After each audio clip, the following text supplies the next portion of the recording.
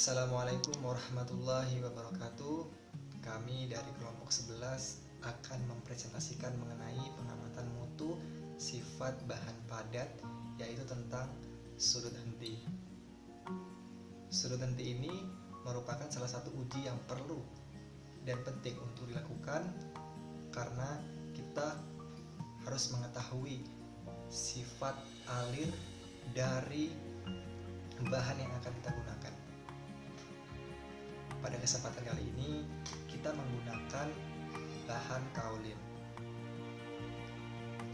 Diharapkan sifat alirnya itu adalah baik, yang ditandai pada saat uji itu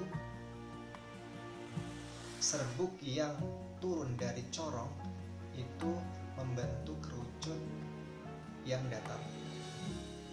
Semakin kerucutnya itu semakin datar, maka sudutnya itu akan semakin kecil dan sifat alirnya juga akan semakin baik.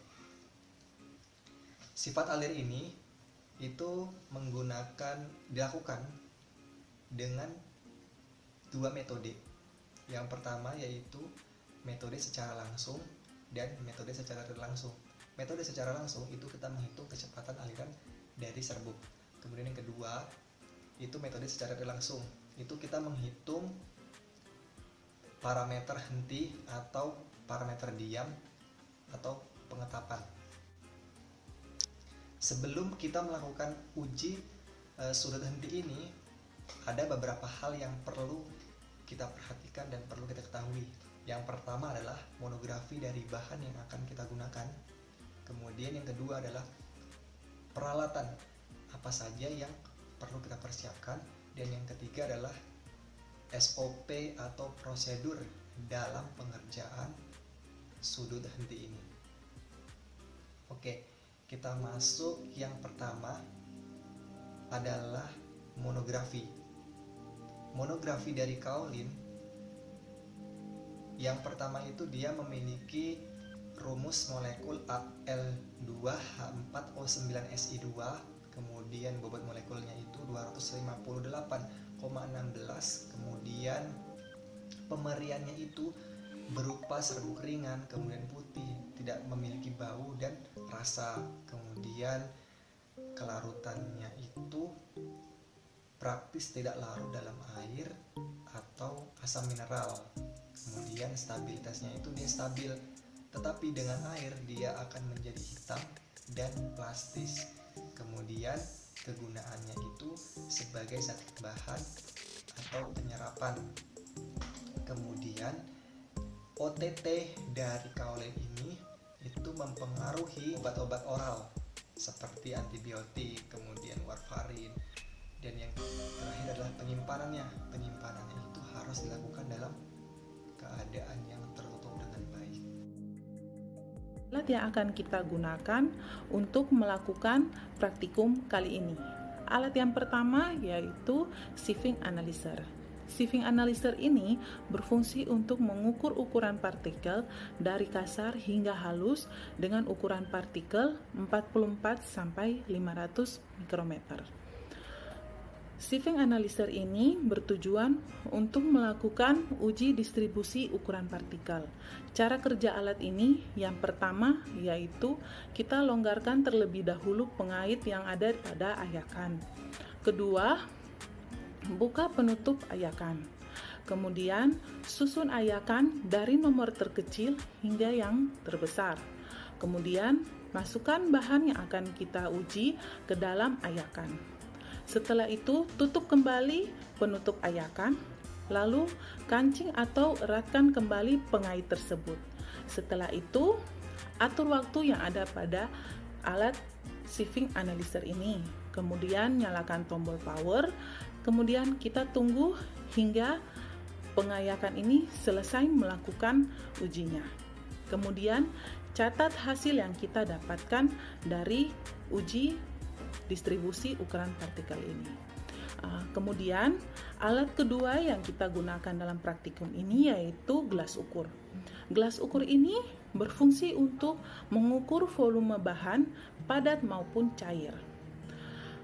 Gelas ukur ini kita gunakan untuk melakukan uji Hausner dan kompresibilitas, kemudian uji kelarutan.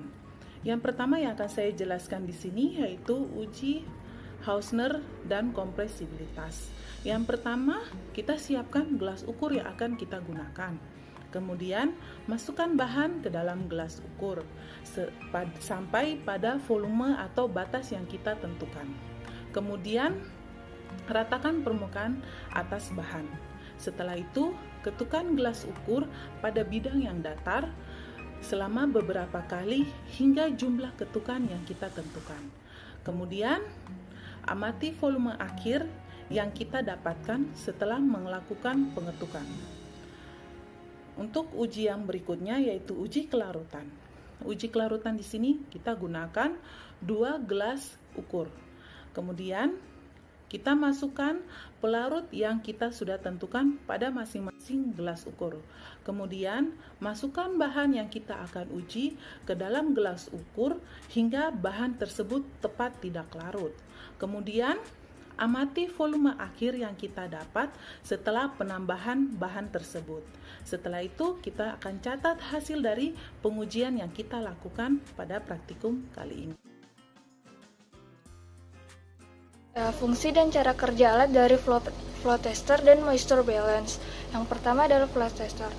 Flow tester berfungsi untuk mengukur kecepatan aliran serbuk. Alat ini bekerja dengan cara pertama, posisikan ujung corong penampung serbuk tepat di tengah kertas pengalas. Setelah itu, posisikan landasan tempat jatuhnya serbuk. Masukkan bahan dengan keadaan katup corong tertutup. Terakhir, buka katup corong, amati waktu yang dibutuhkan seluruh serbuk untuk keluar dari katup corong. Selanjutnya ada moisture balance. Moisture balance berfungsi untuk mengukur kadar air atau kadar lembab pada serbuk. Cara kerja alat ini, yang pertama nyalakan alat dengan menekan tombol power. Atur waktu dan temperatur yang ditentukan. Tunggu hingga temperatur yang ditentukan tersebut tercapai. Selanjutnya, buka penutup alat, tara mesin agar tetap stabil. Masukkan serbuk ke dalam wadah di dalam alat, tutup kembali alat dan pastikan angka pada layar tidak berubah-ubah. Kemudian tekan tombol start. Tunggu hingga alat berbunyi dan lampu pada alat mati. Yang terakhir, tekan tombol penimbangan bahan, amati perubahan bobot bahan. Dari distribusi ukuran partikel dan kompresibilitas serbuk. Untuk distribusi ukuran partikel, pertama-tama setarakan timbangan, lalu timbang kaolin sebanyak 100 gram. Setelah itu, dengan menggunakan sieving analyzer, longgarkan pengait dan lepaskan tutup ayakan. Lalu masukkan serbuk kaolin ke dalam mesh yang paling atas. Pastikan mesh tersusun dari angka yang paling kecil ke yang paling besar. Setelah itu, pasangkan tutup dan kencangkan pengait ayakan. Lalu hidupkan mesin selama 5-10 menit atau sampai mesin berhenti. Setelah mesin berhenti, lalu longgarkan pengait dan lepaskan ayakan dari susunannya. Setelah itu, timbang serbuk yang ada pada masing-masing ayakan. Kemudian, catat dan diplotkan hasil penimbangan pada kurva distribusi log normal. Untuk kompresibilitas serbuk, pertama-tama timbang gelas ukur kosong.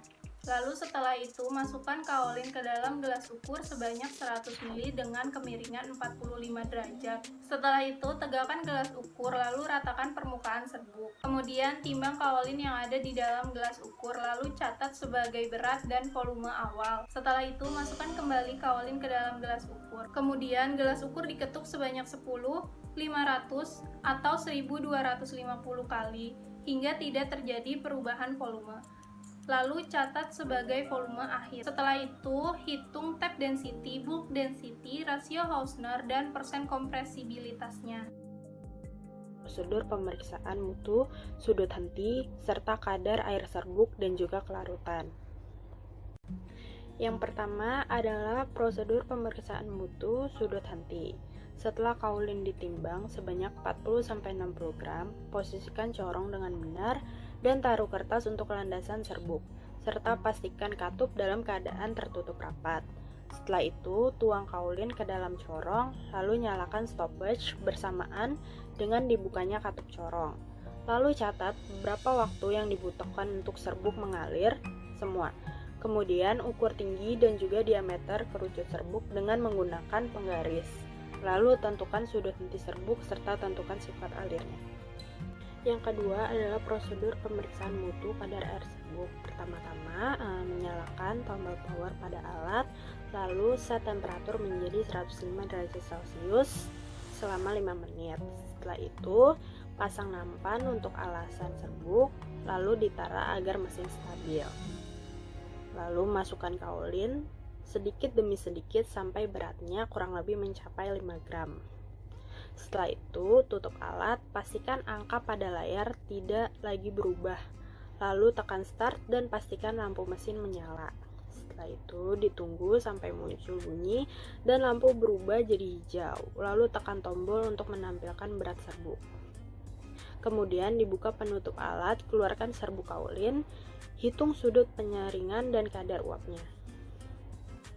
Yang terakhir adalah proses pemeriksaan mutu kelarutan. Pertama-tama timbang kaolin sebanyak 2 gram.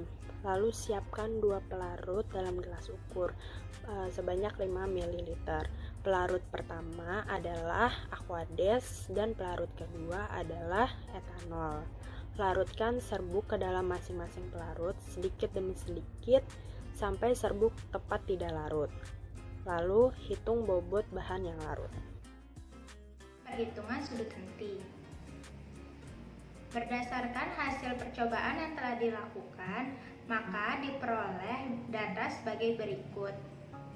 Bobot dari serbuk yaitu 40-60 gram. Waktunya kurang dari 10 detik, tinggi serbuk 6 cm dan jari-jarinya 3,5 cm. Berdasarkan data tersebut, maka dapat dihitung sudut henti dan kecepatan aliran dari serbuk. Kecepatan aliran dari serbuk atau V yaitu bobot serbuk dibagi dengan waktu. Bobot serbuknya yaitu 40 sampai dengan 60 gram dibagi 10 detik. Hasilnya 4 sampai 6 gram per detik. Untuk mencari sudut henti, maka menggunakan rumus tan alfa. Tan alfa sama dengan tinggi serbuk dibagi dengan jari-jari serbuk. Tinggi serbuk 6 cm dibagi dengan 3,5 cm. Didapat hasil 1,71. Untuk mendapatkan sudut hentinya, maka tan alfa diinversikan, didapat alfa sama dengan 59,68 derajat. Ini merupakan sudut henti dari aliran serbuk. Persyaratan dari kecepatan alir yaitu apabila kecepatan aliran serbuk lebih dari 10 gram per detik, maka sifat alirannya bebas mengalir. Apabila kecepatan aliran 4-10 gram per detik, maka sifat alirannya mudah mengalir. Apabila kecepatan aliran 1,6-4 gram per detik, maka sifat alirannya mengalir. Dan apabila kecepatan aliran kurang dari 1,6 gram per detik, maka sifat alirannya sukar mengalir. Persyaratan untuk sudut henti yaitu apabila sudut yang dibentuk kurang dari 25 derajat, maka alirannya sangat baik. Apabila sudut 25-30 derajat, maka alirannya baik. Apabila sudut 30-40 derajat, maka alirannya cukup baik. Apabila sudut lebih dari 40 derajat, maka alirannya kurang baik. Berdasarkan persyaratan tersebut, maka serbuk kaolin yang diujikan memiliki kecepatan alir yang mudah mengalir. Namun, untuk sudut hentinya memiliki aliran yang kurang baik karena sudut henti dari serbuk kaolin yaitu 59,86 derajat. Demikian yang dapat kami sampaikan. Kurang dan lebihnya mohon maaf. Assalamualaikum warahmatullahi wabarakatuh.